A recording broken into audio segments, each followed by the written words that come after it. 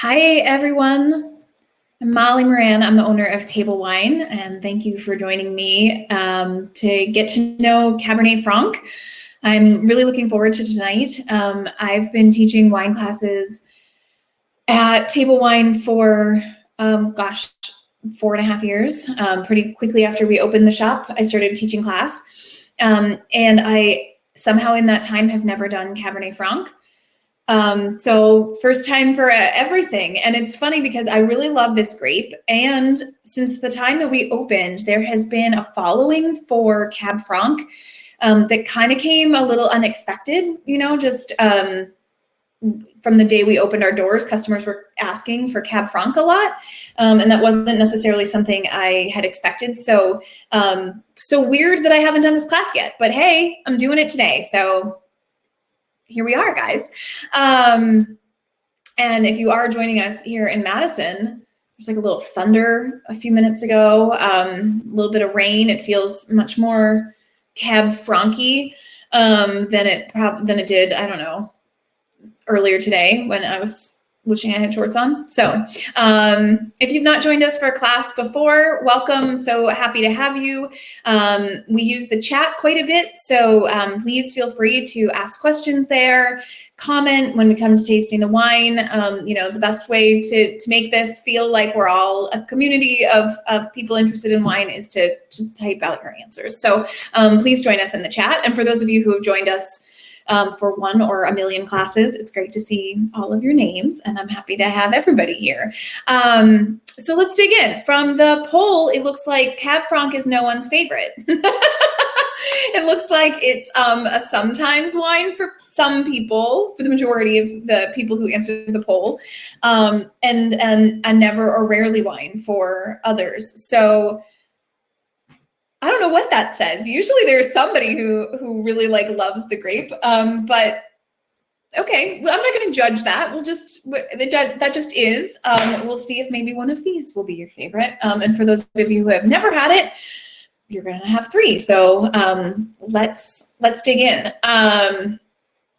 So a little bit of fundamentals before we actually get to the drinking of the wine. For sometimes it's one of my faves. Well, why would you do sometimes if it's one of your faves? That doesn't make sense to me. Because it's okay. Whatever your answer is, it's okay. It's all right. So some fundamental stuff in terms of what we're going to be smelling and tasting tonight for Cab Franc. Cab Franc is fruity, fruitier than I think some of us who drink mostly French Cab Franc, and I would put myself in that boat, fruitier than some of us would really acknowledge that it is, but it is, regardless of where it comes from. There is definitely fruit when it comes to smelling, and definitely on the palate. It leans more towards red fruit, whether that's cherry or raspberry or strawberry.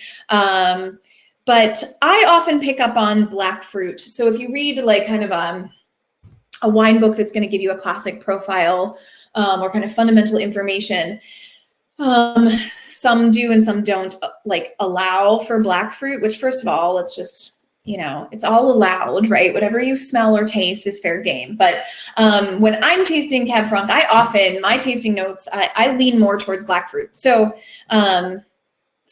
there it is. Things that come up with Cab Franc other than that. The really big one, and I have on here that it's a vegetable, but not really, because none of the things that are listed under vegetable are actual vegetables, but we don't talk about those things like they're fruit. So I'm using those classifications. Bell pepper is the big one. Bell pepper, sometimes jalapeno, roasted pepper, all of that is a really big key component of Cab Franc. There are times where it can taste like tomatoes or even tomato leaf, like that really green vegetal thing that happens with tomato leaves. But it is, let's say that the flavor and aroma of bell peppers in your wine is as polarizing as bell peppers are, or as green bell peppers are. But I will say that green bell pepper is not an aroma that I enjoy. It's not food I like to eat, and I really love it in wine. So don't necessarily assume you're not going to like it in the wine. Other things that come up with Cab Franc, lots of herby things. Herby, earthy things. So it can be, you know, actual herbs themselves. Some of you have taken classes with me before where we've smelled herbs and had Cab Franc next to it to kind of really reinforce what an herbaceous wine is like. And so Cab Franc is super good for that. It can be earthy, and that can be like what would happen if we who are here in Madison went outside right now, that kind of wet earth. But it can also be gravel, you know, walking on a gravel road kind of thing, even white mushrooms. And then depending on where in the world it comes from, and depending on how the wine is made and aged, it can take on some of these notes that come from oak. So not so much that the wine itself actually tastes like oak, but it might taste like chocolate. It might taste like leather. It might have some vanilla or some smoke, and all of those fall under this category of oak because that's where they come from in terms of like, why does the wine smell that way? So you've got a lot to work with here, and some things that don't come up with a lot of other wines, right? I think namely the bell pepper thing, but also the chocolate thing, and, you know, herbs. So it's a fun, interesting grape. It is definitely complex and has a lot going on. Fundamentals, in terms of the general characteristics of Cab Franc, this is, you know, taking it all into account, like all of the Cab Franc from all over the world. Generally speaking, you can say that Cab Franc is medium in body and medium high in tannins and acidity. And that will vary for sure, depending on where in the world it's from and the particular winemaker. So you can really start to kind of navigate that a little bit more once you learn your personal preference, or maybe you just like it all. I already mentioned that there is a noticeable fruitiness to it, regardless of where it comes from. And then the food pairing ideas that I have here are general to all Cab Franc, not necessarily these specific wines, and then I have more specific ones when we get to it. The thing to keep in mind with Cab Franc when it comes to food, because it is higher in acidity, it works nicely with tomatoes. Tomatoes are high in acidity, and they need wines that can match their acidity level. They taste, the wine will taste very flat if you are drinking a low acid wine with tomatoes. So Cab Franc is a really great one to have on hand for something as simple as pizza night, because it does have enough acidity. So as we kind of head towards the cooler months, if you want to just have some Cab Franc on hand, it's so good with cured meat. It's so good with bell peppers or jalapenos, or if you go that kind of route on your pizzas. So it really does work nicely. The other thing that it just generally works with are herbs of any kind. So herb crusted, what have you, herb crusted protein of really any sort, as well as barbecue. So I know that I sent that out because I know many of you pair the wines for the night with whatever you're having, whether it's now or after class. So you can get yourselves some barbecue and enjoy it. So let's see, a little bit of fun facts about Cab Franc. There is some debate out in the wine world as to where Cab Franc comes from. A lot of people just kind of default say that it comes from France, saying that they comes from southwestern France.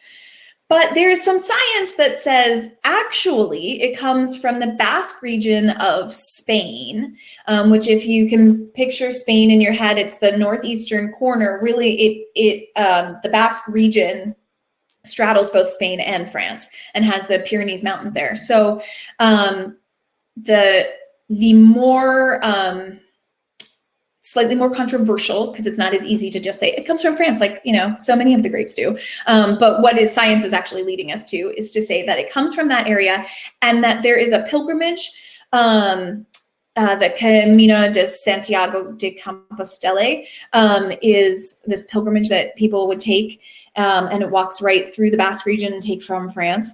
And there's science saying that they came through that region in the Basque region and took it back to France. And so that's where it comes from.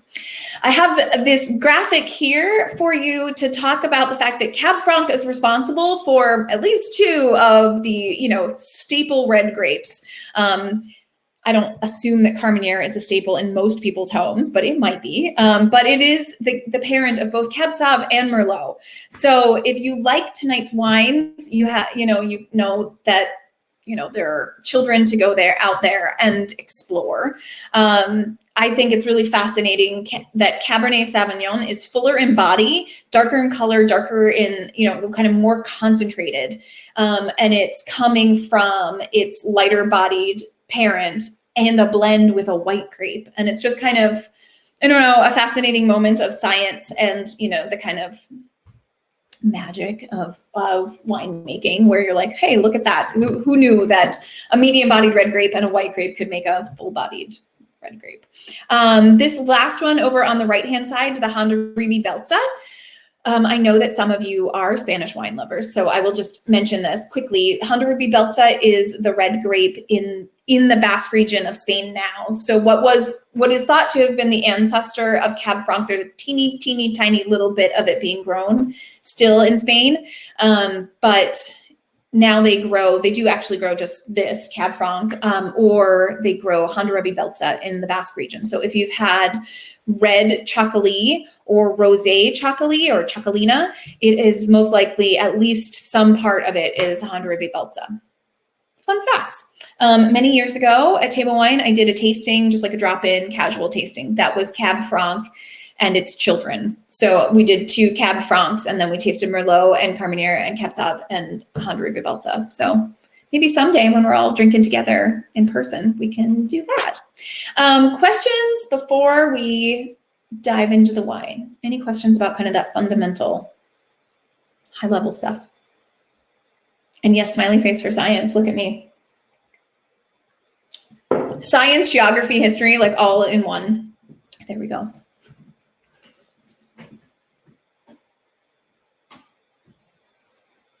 And diagrams. Well, we can thank Wine Folly. If you don't know Wine Folly, it's a really lovely blog that is run by a woman who is both a sommelier and a graphic designer. So she is amazing. Yeah, Wine Folly is great. I love them. So you should follow them or check out their site, because they have lots of good info and lots of pretty graphics that make wine, for me at least, it sinks in a little bit better than, I don't know, just a bunch of words on the page. So we are going to start in California. If you haven't already poured yourself some, please do. Please feel free to start drinking as I talk about the kind of things to know about California Cab Franc. California Cab Franc tends to show both red fruit and black fruit flavors. Oh, Brad, it's fine. There's no whoops. It's fine. I was saying, if you haven't already started, please start now. California has lots of fruit flavors, and they tend to have oak flavors. And again, not necessarily that it's going to taste like oak, but it's going to have smoke and leather and chocolate and those kinds of things. Generally speaking, California Cab Francs tend to be higher, a little bit lower in acidity than some of the others that we'll taste, namely France. And they kind of are in the medium-high tannin category. So Cab Franc is grown throughout California, mostly to be a blending grape with Cabernet Sauvignon and or Merlot. Or just kind of in like a kitchen sink type of red blend. People will often use Cab Franc. The place where it really shines are the Sierra foothills, which are east of Sacramento. So they're a little bit inland, and Napa and Sonoma. Mostly in Napa and Sonoma, winemakers or vineyards are growing Cab Franc, again, for blending.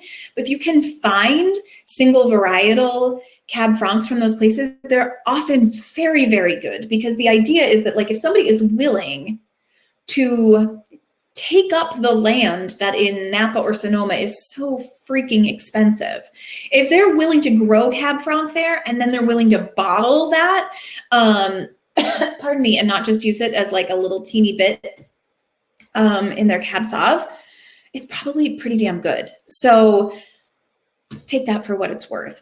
The one that we're starting with, Camp, I wanted to say that it is maybe not the most prototypical Californian Cab Franc. And I think you'll notice right away that it is really quite light in color. And if you look at your label, it's under 12% alcohol. The reason that I wanted to use it is that it is such a beautiful example of Cab Franc. Like, it just shows you that fruitiness, the acidity that it can have. And I just think it's such a lovely, lovely example. So drink up. Tell me what you think. I'm gonna make myself big and the slide small.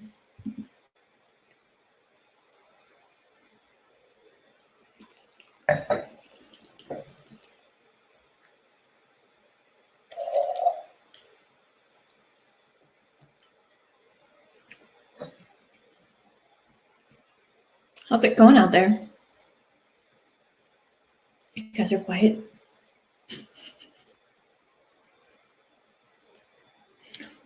So good. Okay, good. Flabulous. Oh, I love that you guys listed all of your names. Thank you for whichever one of you did that. Lots of acid. And that's why I would say this is not super,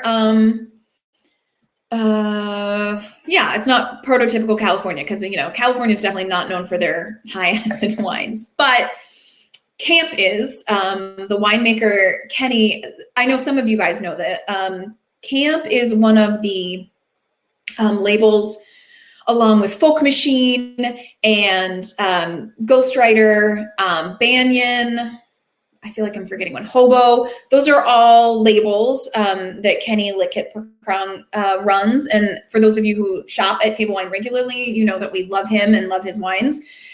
So this wine, the majority of the grapes are coming from a biodynamic farm. The other part is coming from an organic farm. Kenny doesn't call himself a natural winemaker, but he really is. He's as hands-off and kind of low-key as it gets. And that's why I really wanted to feature it, because I just think it's like Cab Franc in its purest form.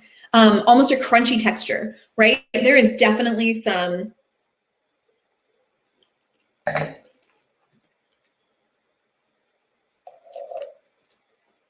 noticeable tannin there, right? There's like, it almost, tart red cherry acid aromas. It's like almost, this might be blasphemous to say, but it's almost reminding me of Nebbiolo. Like, it's both making my mouth water and drying my mouth out. It's kind of interesting. I'm really digging it. For those of you, I mean, sounds like lots of people are enjoying it, so that's awesome. If you're not like, this is totally my jam, with a wine that is tart, right? And I think tart is a totally fair descriptor here.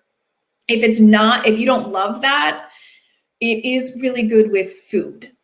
This level of acidity is very food friendly, so you can kind of go a lot of different directions. So depending on what you currently have in front of you, but you can also, this would be, you know, like, just so good with ribs, meat of any kind, you know, whatevs.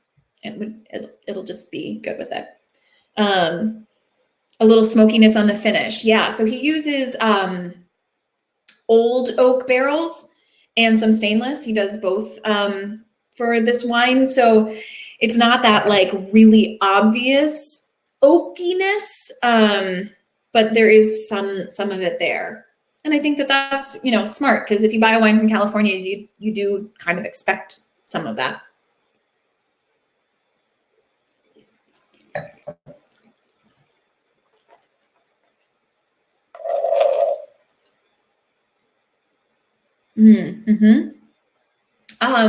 One other thing worth mentioning is that if, and again, many of you are loving this, and that's great. Oh, yay! Barbecue from Heritage in this, that sounds delicious.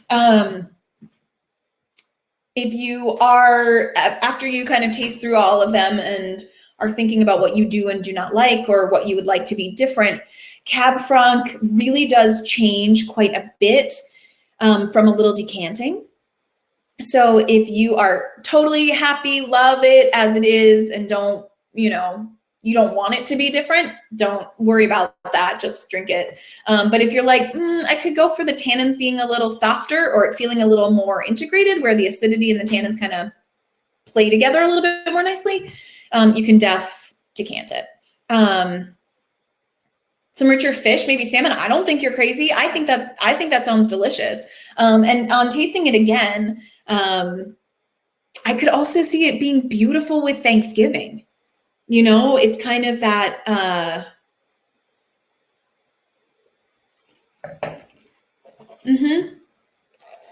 that tart fruit that people were talking about, that almost like cranberry thing for me. You know, when it comes to time for Thanksgiving, I think our brains go to certain grapes again and again and again, and that's totally okay.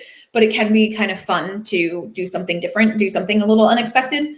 And particularly this year, it might be great to have some extra good wine on hand for Thanksgiving, because who knows what the hell that's going to look like. Pizza. How's it going with the pizza, guys? I'm wondering how the wine's pairing. I'll be curious to see which one pairs the best.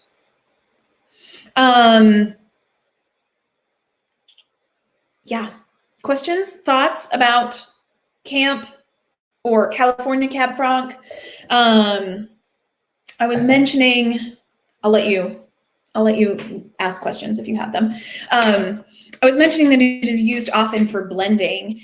And the funny thing is that it's not particularly great for blending. Like, it's not bad. And it serves a purpose, particularly when blended with Merlot or with Cab Sauv. It's particularly great when blended with Merlot because it does offer some of those kind of like earthy, herby notes to Merlot's big fruit. But it is often used in blends where it kind of doesn't serve a purpose or it gets lost, which I think we can talk about in just a second when we move to France in terms of the getting lost part of this. But from a California Cab Franc standpoint, this would be the lighter, brighter version of what's out there. You can definitely find ones that taste a little bit richer, that are a little bit higher in ABV, and quite honestly taste a lot more like the third wine that we're going to taste, which is going to be the Argentine wine. And so that's another reason that I picked the camp, because I wanted it to really stand out from the Catena. I didn't want it to kind of overlap too much. And then the one other thing I think I'll mention is just that when I was putting together the lineup, I was trying to find Cab Francs that those of you who shop at Table Wine regularly might not have had before. So 2 of these are brand new, have never been in the shop, and the camp hasn't been around for quite a while at this point. And they just happen to all be 2017. That just happens to be the current vintage that my suppliers have. And I thought that was really an extra added bonus of wine geekiness, so that you can see the exact same year, the exact same grape grown in 3 different places, and kind of how different the expressions are. So for the wine geeks out there, let's see. Speaking of blends, I've noticed that the Bordeaux I have really tend to have a high proportion of Cab Franc. They do. And I mean, yeah, okay, we'll get to Bordeaux in just a hot second. So hold that thought for a second. And then yeah, so Nathan's asking, is there like a particular reason why this wine is so low in ABV? And that, you know, when you think of California, you think of higher alcohol and riper. Yes. The winemaker who I mentioned before, Kenny, Litkit Prokong, his camp line specifically, they're all single varietal. So he has Cab Franc, Chard, Cabernet Sauvignon. I'm trying to remember if he does a Merlot, and he does a Zin, I want to say.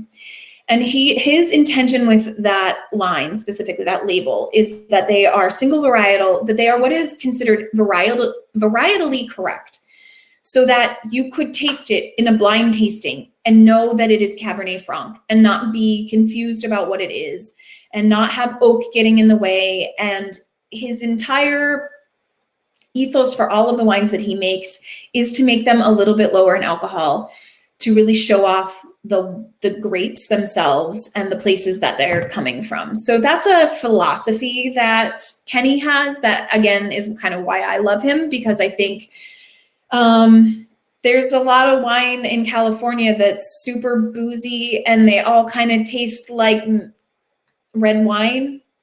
And it's hard to distinguish, why would I buy that one over this one? Because I like the label, or because this is the one that's in front of me. So I that's another reason that I like it. So in terms of how does he accomplish that, he picks the grapes earlier, and he this is just Sonoma County AVA, meaning that the grapes can come from anywhere within Sonoma County. But my understanding of the 2 vineyards that he uses, they're a little higher elevation, so the grapes don't get as ripe there as they would in either lower elevation or just a warmer climate, further inland, something of that sort. So that's the Kenny story. And that's how you get a wine that is lower in alcohol. You pick the grapes earlier so that the fruit isn't quite as ripe. And there you go. All right, are we good to leave California?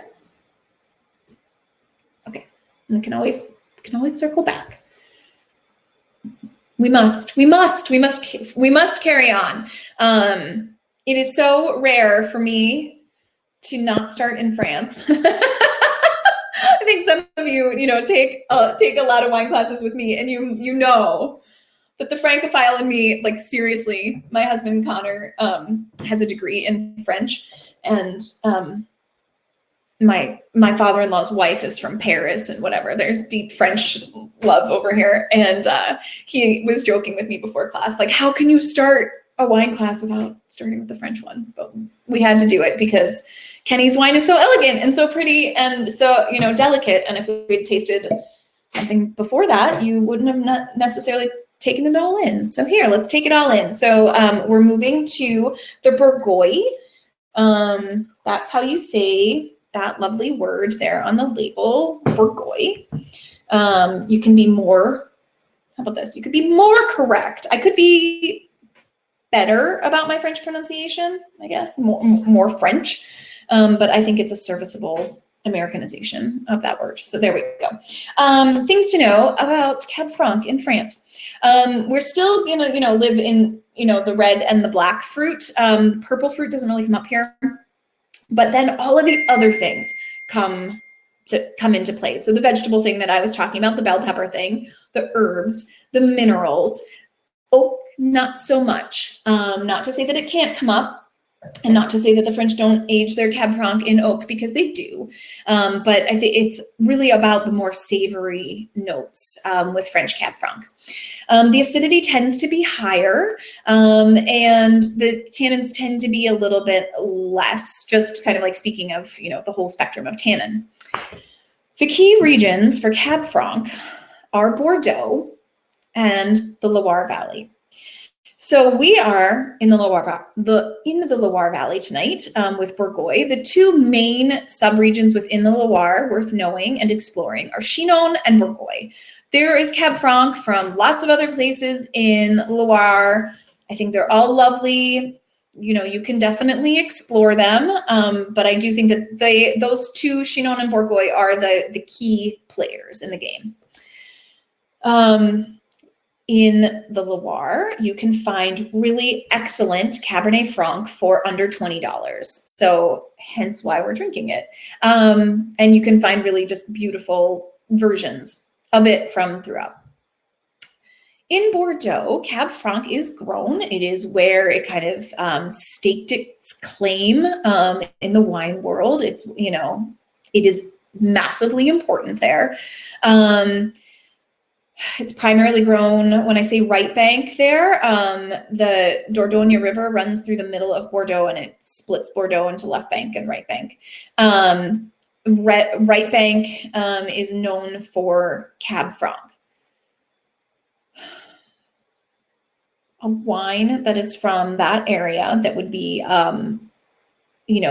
primarily Cab Franc with maybe just a little bit of Merlot or a little bit of Cabernet Sauvignon blended in would be so damn expensive if I could even get my hands on it. which I really can't. Really great ones. So there was the comment about like loving Bordeaux blends that have a little Cab Franc in them. And I totally agree. And I think it's awesome for that in Bordeaux in a more reasonably priced range. I just don't necessarily think, it doesn't really serve tonight's purposes, but we can definitely, I'm happy to make recommendations if people are interested in that. Sorry, that was a big long tangent to say Cab Franc is super important in Bordeaux, but it's hard to find it single varietally. Okay. Back to the Loire Valley. Things that it pairs really well with are, again, like herby and tomato-based things. So my mind always goes to ratatouille, but steak au poivre, particularly if you get some green peppercorns. Okay, so everybody smell their wine. If we ever do a blind tasting, guys, and a wine smells like this, y'all should guess Cab Franc. Because this is what Cab Franc smells like, particularly when it's from France. That kind of green vegetal note. There it is. This wine is also a natural wine. So it's another expression of, well, I guess it's not technically because they do age in oak. And so like Kenny, they're basically natural, but they, don't technically, I don't know. It's not aged in ancient amphora. So maybe they're not natural, but they're very hands off and you get to just taste the grape. So.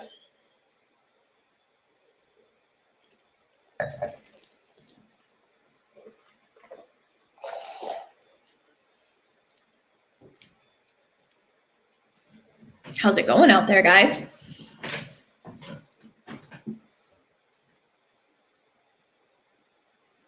Silence. Like radio silence. I don't know what to do with this.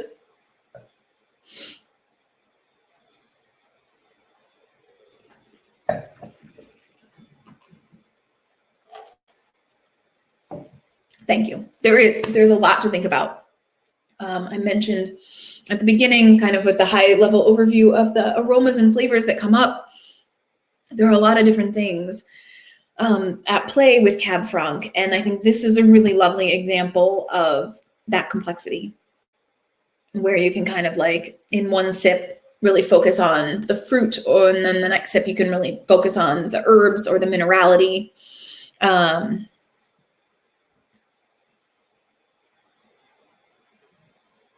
Yeah, I feel like I could just sit and keep smelling it as well.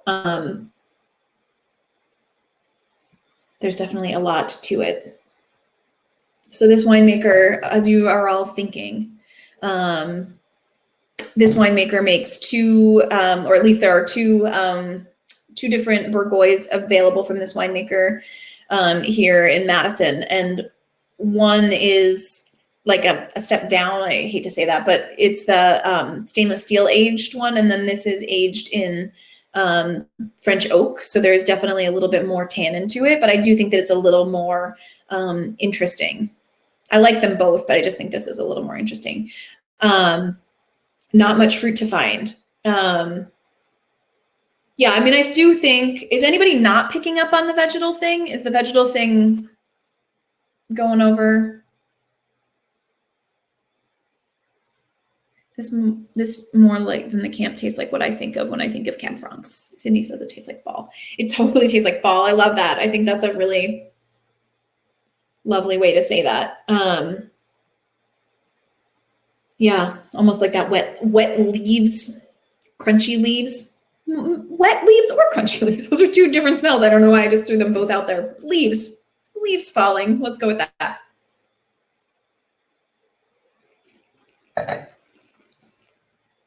I agree with you about the black fruit. And that's why I was like so surprised when I read in a couple different sources that were like, oh, Cab Franc's all the red fruit. And I was like, gosh, I consistently taste Cab Franc from the Loire Valley. And I think black berry. I think, you know, I don't know. I don't know. I mean, I guess also some sour cherry, like sour red cherry kind of thing, but some bell pepper, some smoke, lots of herbs. Yeah, I agree. It's a thinking wine, I think, you know. I don't think it's necessarily a pounder. Depends on what you like to just drink without thinking too much about. But for me, it's like that amount of tannin kind of stops me. Oh yeah? Too dank? I mean, it's fair if that's how you feel about it.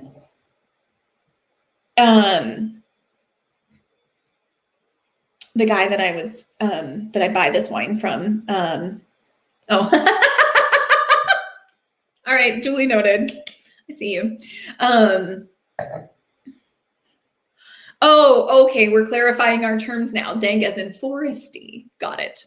Okay, a dank forest. Unlike the other use of the word dank, Brad. Anyway, the guy that I buy this wine from is awesome. His name is Justin. He owns a small distributor in Milwaukee called Chromatic, and we get a lot of our natural wines from him.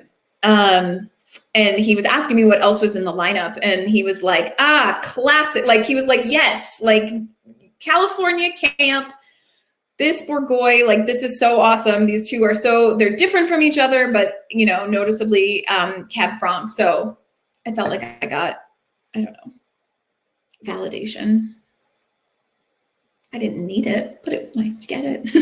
So I'm glad you're really enjoying this one too. That's awesome. I like, you know, it's great to enjoy both of them because they are very different. And I think they have different times and places for them. Is anyone out there not jiving, not loving it? It's okay if that's the answer. It didn't get all the automatic, like, love it, like the first one, but great. Great. I'm also loving it. And to echo what Nathan said, this to me is what I think of when I think of Cab Franc. The thing that gives it the vegetal note is something called piscenes, and they can be done like they can overwhelm a wine if the grapes aren't grown well, and the wine can just taste like bell peppers in a glass and not in a pleasing way. But you can get them in kind of like a smaller quantity in the wine so that, you know, it's noticeable. It's not going to happen in California, even if you're in high altitude, even if you pick earlier, you're just not going to kind of get that same level of herbaceous vegetalness. And so for me, my default setting is always French wine, as I think some of you know. So yes, I agree with you, Nathan, but, you know, that might not be 100% accurate. Yeah, I would agree with you. I would agree with you absolutely that, like, this is definitely riper, right? We're leaning more towards black fruit and we're getting riper. So I'm with you. And I think I'm picking up on some smoke now too on the nose. So it's got all sorts of stuff. And that would be why I would vote for, if you're not like, I would vote for maybe not decanting it and just kind of drinking it slowly over the course of the evening and seeing how it changes. I just think it's so beautiful and interesting right now, and things will change, and, you know, things will kind of come up with it. And I kind of vote for, like, don't kill it all, but personal preference stuff. That's there. Am I drinking out of some fancy shaped Cab Franc glass? No, I am drinking out of a fancy Pinot Noir glass. It occurred to me as I was prepping and coming up to my office to get ready for class, that, like, I don't know why I don't use nicer, not that the wine glass I usually drink out of for class isn't nice, but it's serviceable. And I was like, why don't I use a nicer glass? And I was like, I'm going to use these. So it's not the official Cab Franc glass. I don't know the shape of the Cab Franc glass. Pinot is, sorry, now I'm just going to go off on a glassware tangent. Pinot is very aromatic. And so the bowl of this is bigger so that you really can kind of capture all of the aromas. And I will say it is making a hell of a difference tonight. So there you go. My glassware 2 cents. If you like the Bourgogne, if you are interested, we always have at least some variety of French Cab Francs at the shop. I wouldn't say that we have like a huge wide swath of them, but there are quite a few. There are some that are absolute mainstays that we have had since the day we opened. I think we have time for a funny story. So there's a wine called Palus Messange, which is a Chinon. It has a really beautiful rose on the label. I'm fairly certain that some of you have had that wine before, probably from us. And it was one of the opening inventory items. It was one of the wines that we've had since the day we started. And oh, good, yay. Okay, yes, you have this wine. Okay, so you have this wine. So when Table Wine first opened, my graphic designer mentioned to me, you could have tags and you could have like some words on them to help people navigate. And like she said it in passing in a graphic design meeting that then like became, for those of you who shop at the store, if you remember the old days when you used to look at the tags, became this thing that we do because it did feel like, yes, give people some handholds, give people like some way to climb up the wall and learn about wine. So on the tag for the Palus Messange, I think it was like 3 o'clock in the morning. We were opening, this shop in like 2 days, and I was brain dead. And I was like, I don't know what to say about this wine. So I think I said like, let's say I said black fruit herbaceous, and I said great with rabbit. Like that was, which like, I don't do that. I don't really put food pairing ideas on the tags anymore. I think I was trying a thing. So that tag stayed up for it's been up since the day we opened until about 4 months ago when the tariffs finally came into effect and hit that wine, and we had to raise the price by $1, and I had to take the tag down. And one of my employees, he was like, but that is my favorite tag. Like that is my favorite thing ever that Table Wine has ever had. So the new tag doesn't say great with rabbit. I just put it to its happy death. Okay. Thanks for humoring me while I tell you that story. All right, time to move on. If we're okay leaving France, there's so much to explore with French Cab Franc. I think there's a lot out there. They're all interesting and complex in their own little lovely way. So I think that you can really geek out about French Cab Franc as much as you want. Yeah, great with bunny. Oh, yeah, no, I wouldn't say that. I was a vegetarian for too many years to say that. Okay, here's the wild card. We're gonna bunny is gross. I don't know that just as like a word. Okay. It's like, are we eating baby rabbits? Do we know this? So I'd say that the first 2 wines, California and France, are kind of like, yes, we're going to visit those 2 places because those make sense.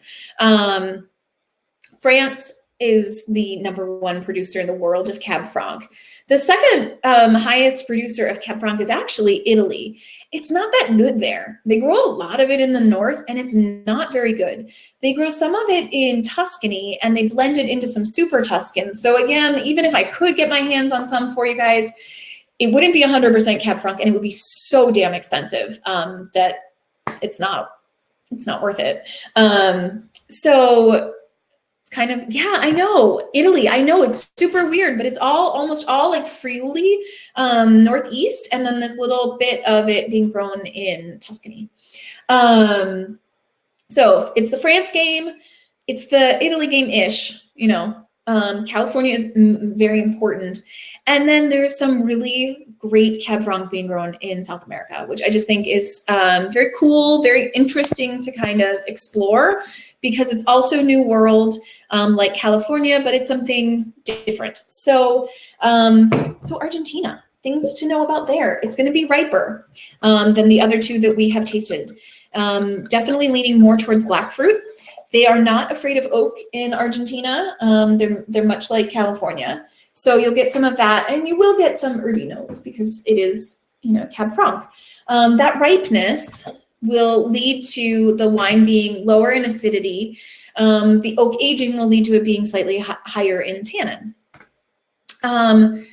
It's not a huge amount of Cab Franc being grown in South America, but both Chile and Argentina are doing some really beautiful expressions of it. And I think it's something to be on the lookout for, something for you to know about and see if it's kind of your jam. So here we go, guys. This is the Catena Cab Franc.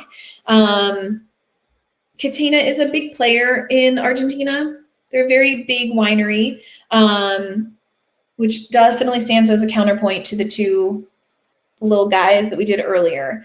They're doing these single vineyard projects, or I'm sorry, single region projects, these like little tiny microscopic sub-regions where they're growing a single varietal. So they do some that they are known for their Malbec, not surprisingly, they're in Argentina, but they did this Cab Franc and I just think it's really interesting. Oh yes, and the 90 points. I mean, obviously, guys, it has a sticker on it that says 90 points. You know, this white guy said that it gets 90 points, so it must be great, right? Isn't that how things work? I love points, can't you tell?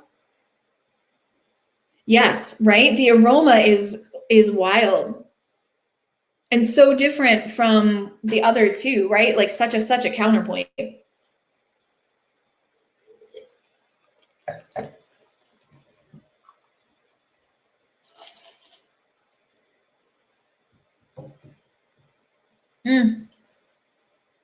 Sweeter than you expected from the smell. Interesting. That riper fruit. Yeah. Yes, right? Oak, vanilla, a little smoke. So different. Not as not as aggressive in tannins as Cab Sauv. Not as fruity and luscious as Malbec. And so I think that it's a really cool choice on Catena's part to do Cab Franc because, you know, Argentine Cab Franc is not exactly the thing that like people are clamoring for. So it shows to me like an interest in the winemaking or, you know, like a dedication to what grows best in this place. I am doing, I know it's Argentina, not Chile, and I know that they are two separate countries, but I am doing Chile class in a couple of weeks. So I'll just briefly nod at this here, but there are a lot of correlations between Bordeaux and Chile in terms of actual families that have wineries in both places and the grapes that are grown there. And Chile really looks to Bordeaux for kind of like what are the varietals that will grow well there. And I think it's really cool to see people in Argentina saying that we don't all have to just make Malbec and that there are other red grapes out there that we can grow. So yeah, right. So much rounder, so much smoother, right? I mean, just like a completely different Cab Franc Malbec, right? Like that, I feel like that's a blend that I could get into with Cab Franc. Because I find Malbec often to just be too fruity for me, just like too much. So I would love it if it had some of that Cab Franc to bring it back.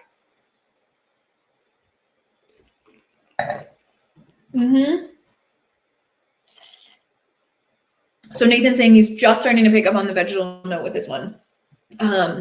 Yeah, it's not as prominent, right? But I think that like there's a teeny little bit of spice on the end. Yeah, right? Like more peppercorn than bell pepper than the other two, and definitely the second one.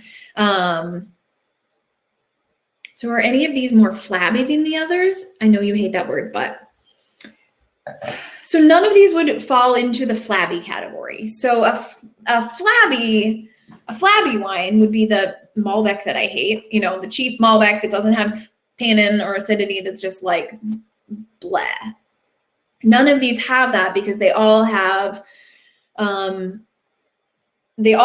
tannin to them, right? I think the Catena is smoother, but the tannins are there. They might not be completely drying your mouth out, but they are giving the wine kind of a backbone. They are giving it some structure. So this wine, it's only 13.5. It's not super boozy. So I wouldn't say any of these would fall into the flabby category. I also would not really pick a flabby wine because who wants to drink flabby wine? Neil wants this slightly chilled. Oh, that's interesting because I would, of the three, it would be the lighter one that I would gravitate towards chilling. But hey, man, chill your wine. This is a sit by the fire and sip for me. Oh no! Oh my God! She acknowledged the fact that snow could come. I did say it. Sorry, I said it. What's the S word? Snow, guys. Snow. Snow is the S word. It's going to happen. And we're all going to get through it together, guys. Right? We're going to drink some really good wine and, I don't know, have some virtual wine parties or something. It'll be great. Oh, I love snow. I think we're just more like pandemic exhaustion lamenting the snow. At least I am. That's how we'll go there. So I think the thing that I find really fascinating about the Catena, and why I wanted to include it is that it's not less complex than the other two. It's just a whole different group of flavors and aromas to be thinking about,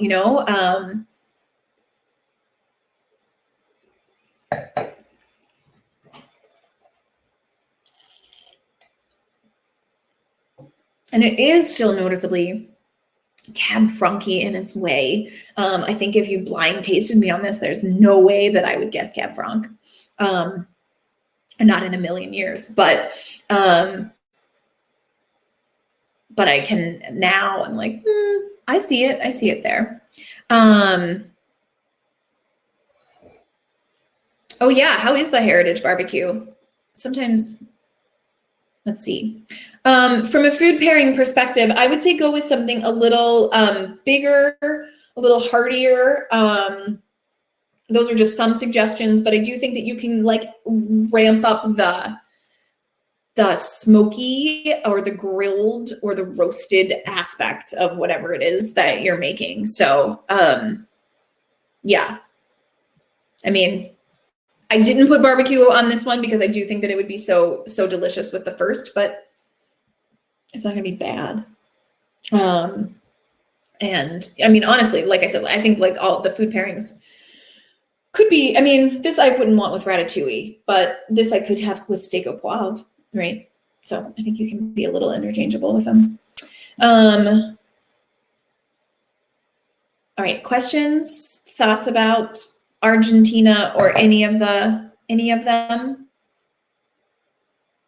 Kind of like because we have time for it. We don't always have time for it. I'm curious what people's faves were. California #1. Oh, fascinating. Interesting.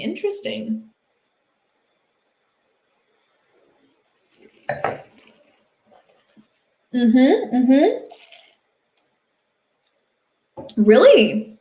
So great. This is such like an interesting little mix here, guys.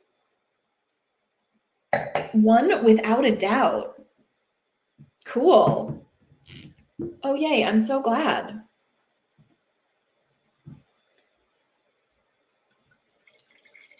I'm so glad I'm revisiting an Argentina. See, I love it. This is why I throw these. Kyle and Heather saying that France, but they're surprised about how much they like the California.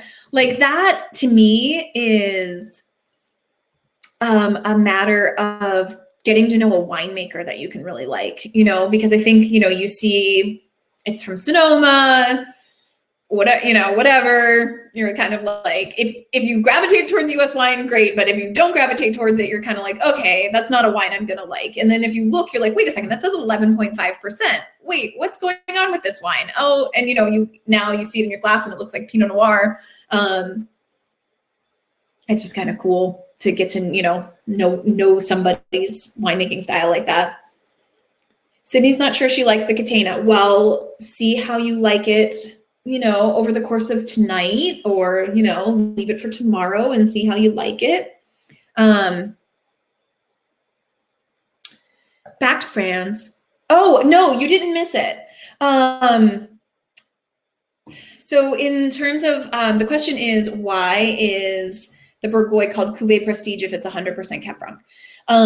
The vineyards that it's from. So he has a Cuvée Spécial and a Cuvée Prestige. And so it's just a matter of what vineyards he's blending. So it is 100% Cab Franc, but the blend there is that it's not 100% from the same vineyard.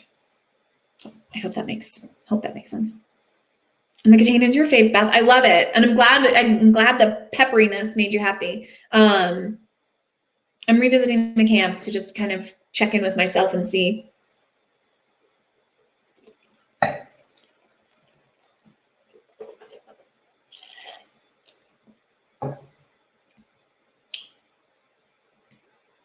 Gosh, I like them all so much. I really do. I think they're all so different. If you haven't gone back to the camp, go back to it, because now I'm like, it's all like strawberry and raspberry. It's like so lovely. I think there might be the tiniest hint of the VA in it. I don't think it's off. Well, I don't think it's off, right? I don't think it's like a badly made wine, and I don't think that it's like overwhelming. But yes, I do. The VA thing, guys, is the smell of nail polish remover, kind of that kind of smell, and it can be. I mean, it is a flaw in wine when not done correctly. But I'm not particularly sensitive to VA though. Our manager at the shop, Jenna, is very sensitive to it. Like in terms of like if a wine even has a hint of it, she kind of is like nah. Whereas I'm kind of like some people are about, I don't know, Brettanomyces. Yeah. I think that's fair. I think that's totally fair. I mean, I know, how about this? I know that when I taste these wines to the staff tomorrow, Jenna will mark on it. So there we go. That's true. I think that's totally true. All right, guys, we are just about out of time. Oh, I should do one on wine flaws. So yeah, you know, the trouble with the wine flaws thing is that like, it's hard to get wines that have wine flaws. And, you know, from a perspective of somebody who wants to sell wine, I don't have a lot of incentive to bring in a wine that toes that VA line on the wrong side of it. But from a learning perspective, maybe I will take that suggestion. But if you've ever been in class and we have had corked wine, I do always pass it around, encourage people to smell it and taste it so that you can kind of get a sense of that. And that's just one of those ones where I wish I could always have a corked wine so that we can just always talk about it. But you know, it only comes up when it comes up. You know, I can't control that. All right, guys. Are there any lingering questions? Yay. Oh, thank you. It's my birthday tomorrow. So thank you. I think it will be a good one. It's going to be really nice out, which, you know, I have my birthday at the end of September. I'm not used to particularly lovely weather, but I will take it. Thank you guys so much. There will be a little bit of a break. And then we have Chile class coming up, which I mentioned, and then some other really fun stuff in October and November. So check it out if you haven't already, and I will see y'all guys all soon. All right. Have a good night.